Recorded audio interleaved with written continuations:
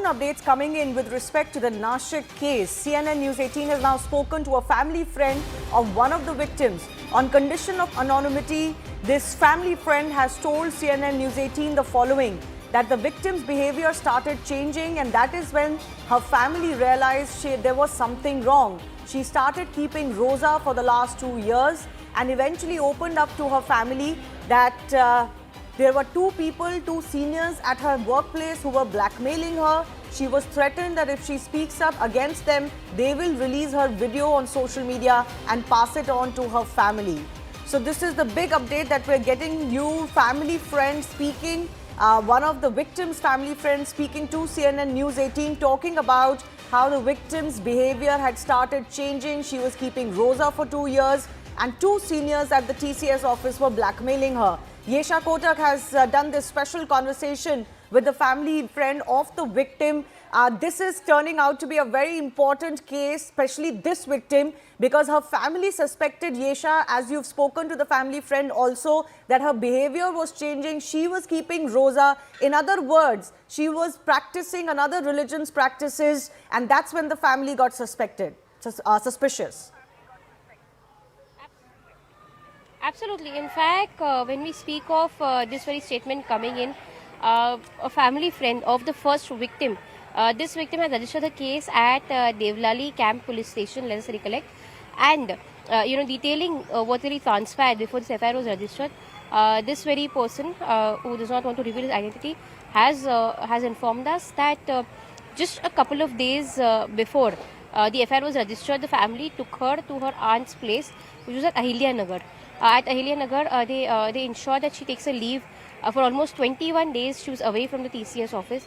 When they took her to Ahilya Nagar, they tried to convince her, tried to understand and reason out with her as to what was really, going wrong with her. And that's where, after a lot of coaxing, a lot of convincing, was where she agreed to file the FIR. In the details that she shared with the family, she's mentioned how for the last 4 years she was at that very office. She knew the accused in this case, Danish, for the last 4 years. And apart from Danish, there was one more person, Tausif, who was harassing her. In fact, after the harassment, when the victim tried to break free of this very instance, was where they had also threatened her that if she informs this to someone else, they'd leak her videos, they'd go and inform her family about the same. The family friend has also gone further to confirm and speak about this, and he's gone ahead to mention that because the family came in from an economically backward background, was where she was worried that if this was to be informed to her family, she would have to ask to leave the job, and that's why she wouldn't inform this to her family. The person has also gone ahead to speak about the change in her mannerism, the change in this victim's mannerism, wherein she would not dress the way she would earlier. In fact, she started consuming non-vegetarian food. She was averse to consuming vegetarian food. A very important aspect that has been highlighted, by one of the source, is that she had also gone ahead to mention to raise objection with the pictures and idols of Hindu Devi and deities present in the house. She raised an objection to it, saying that all of this should be removed from the house, and this was what had transpired in the house before the family could take her away from the city on a leave from the office, so as to convince her to open up to the family about the same. Okay, yes. Yasha, stay on with us. We'll come back to you with a follow-up. Let's put out more details of the key takeaways of what this victim's friend so far has revealed on how the behavior of the victim started changing over a period of time. First up, the victim's kin says victim's behavior started changing, that this victim had been working at this very office for 4 years, had been keeping Rosa for 2 years, and this is when the family got suspicious of how all's not well, something's not quite adding up.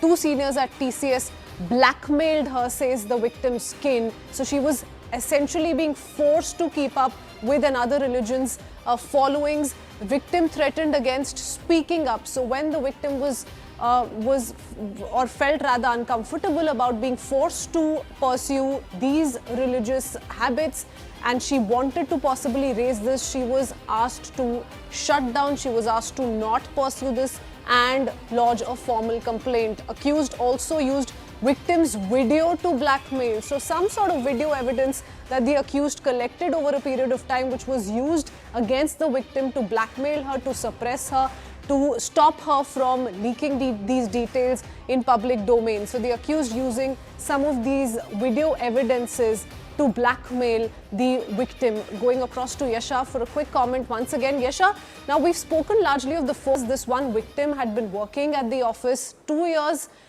Clearly, the victim's kin says that there was a behavioral change. She started keeping roza. There was an apparent difference in how she was conducting herself on a regular basis. At any moment, did the victim's kin also highlight how she attempted to formally raise this with officials at her workplace, and she was stopped from taking it up further? What was the entire blackmailing process that victim's kin has revealed in this case?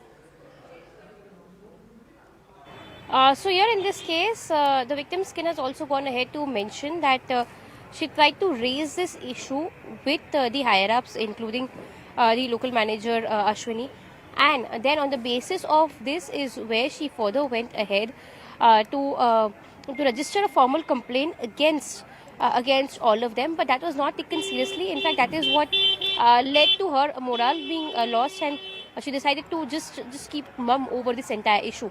In fact, the kin has also wanted to mention several instances, particularly stating that that the way she was brainwashed at the office, when she'd come home, she would not even she would like consuming non-vegetarian food over vegetarian food, and she decided to change her wardrobe completely. So this particularly speaks to the kind of brainwashing that was taking place inside her office premises, on the grounds that even though she wanted to speak out to someone in the office, there was no way that she could do that, and which is where she accepted whatever was coming her way and decided to not open up about this at her family front as well.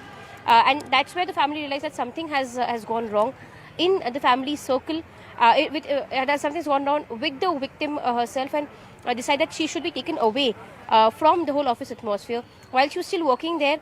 Just a couple of days before the FIR could be registered, almost 21 days was where she was taken away from her house to Ahilya Nagar, and then at her aunt's place was where the family tried to reason out with her, convince her, and tell her that she was in a safe place and she could finally speak and open up about this very issue to her family members. Yes.